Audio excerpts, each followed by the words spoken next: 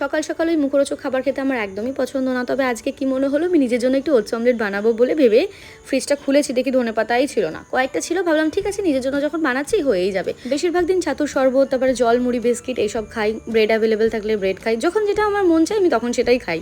তো আজকে সেইভাবেই আমি নিজের জন্য একটু ওটস অমলেট বানিয়ে নিলাম। ফ্রাইং প্যানটা স্টিলের, তো বসানো মাত্রই গরম হয়ে গেছিলো। যাই হোক, ভাজতে দিয়ে দিলাম।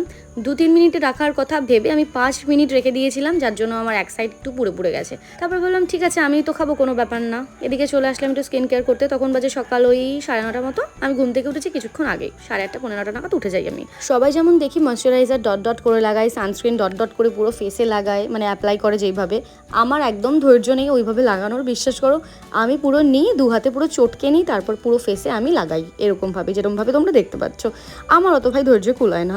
যাই হোক, তাড়াতাড়ি করে সানস্ক্রিনটা মেখে নিলাম। আর আমার ওই কালো ঠোঁটটাকে একটু পরিষ্কার রাখার জন্য আমি একটু SPF ওয়ালা লিপ বাম লাগিয়ে দিলাম, যাতে একটু টিন্টও থাকে। এনিওয়ে, চলো একটু হাতটা ধুয়ে এবার খেতে শুরু করব।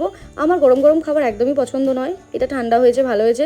একটু মিওনিজ নিয়ে নিলাম, ব্যাস। ভেবেছিলাম একটু চিজ দিয়ে খাবো, তারপরে হট করে মনে পড়লো যে এটা তো ঠান্ডা হয়ে গেছে, চিজটা এখন দিলে মেল্ট হবে না, তাহলে খেতে ভালো লাগবে না। সেই জন্য চিজ আর দিলাম না, আমি একটু মিওনিজ লাগিয়ে খেয়ে নিলাম। খেতে বেশ ভালোই লাগে, আমার খুব পছন্দের। আর যেহেতু এর মধ্যে আগেই বলেছি ধনেপাতা রয়েছে, ফ্লেভারটা আরও ফ্লেভারফুল লাগে।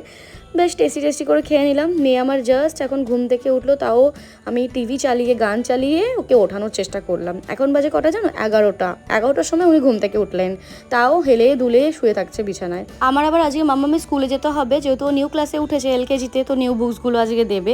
মেয়ে যেহেতু আবার ঘুম থেকে লেট করে উঠেছে, সেই কথা ভেবে ভাবলাম ওকে দুটো ভাত খাইয়েই যাই। আলু ভাজা দিয়ে মেখে একটা ডিম সিদ্ধ দিয়ে ভাত খাইয়ে নিলাম। আর ওর পাপা যেহেতু লেজি খুব, সেই জন্য আমি তাড়াহুড়ো করে বলেছি যে তুমি তাড়াতাড়ি রেডি হয়ে বসো, আমার কিন্তু হয়ে গেছে। তো বসেই রয়েছে বেচারা। এদিকে আমি রেডি হয়ে বেরোলাম, আর জুতোটা দেখালাম ওর আন্টির, মানে মেয়েকে পড়াতে এসছে। আসলে এতদিন ভাবতাম কি আমার পায়ে মনে হয় সবার থেকে খুব ছোট। আসলে আমার পায়ে জুতো খোঁজা না খুব মুশকিল হয়ে যায়। দেখোই তো, আমি যখন অনলাইন থেকে জুতো কিনি, আমার যে কতবার রিটার্ন করতে হয় তার কোনো ঠিক থাকে না। তাড়াহুড়ো করে আমি স্কুলে এসে দেখি এত পরিমাণে ভিড়, লাইন এত, সেই জন্য আমরা সিদ্ধান্ত নিলাম যে নেক্সট দিন এসে নেব।